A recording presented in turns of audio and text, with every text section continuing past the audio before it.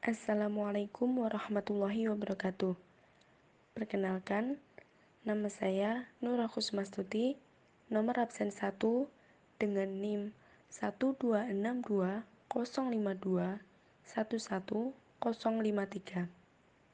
dari kelas PGMI 1E, mata kuliah Pendidikan Jasmani dan Olahraga. Dosen pengampu Bapak Prasetyo Adi Nugroho, MPD. Baik, di sini saya akan memaparkan sedikit materi tentang korelasi antara pendidikan jasmani dan optimalisasi perkembangan anak. Pendidikan jasmani yaitu suatu proses pendidikan yang diperuntukkan untuk seseorang atau anggota masyarakat yang dilakukan secara sadar dan sistematik.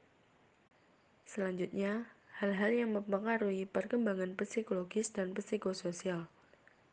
Poin yang pertama ialah faktor keturunan. Sedikit banyaknya, memang dalam pertumbuhan dan perkembangan yang terjadi pada diri anak dipengaruhi pola oleh sejumlah gen yang diwarisi dari kedua orang tuanya. Misalnya, dari bentuk hidung, mata, dan lain sebagainya. Poin yang kedua ialah faktor lingkungan, yang terbagi menjadi dua jenis, yaitu internal dan eksternal. Adapun internal ialah dari dalam diri anak, seperti inteligensi, motivasi, hormon, dan semacamnya.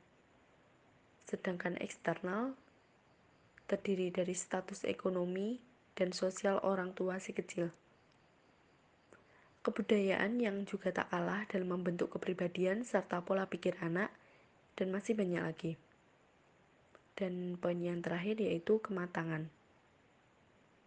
Dapat memberikan pengaruh tak kalah besarnya dari kedua poin di atas.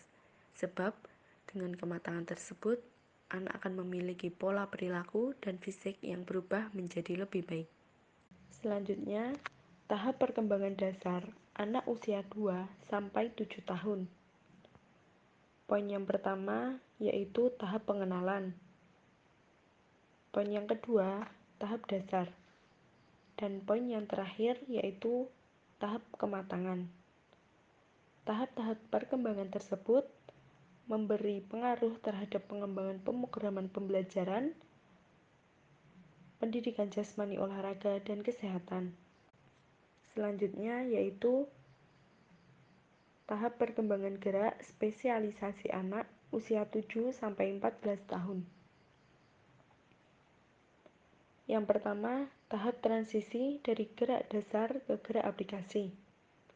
Yang kedua, tahap aplikasi gerak pada bentuk-bentuk keterampilan yang spesialisasi dan menuntut kualitas koordinasi yang lebih baik.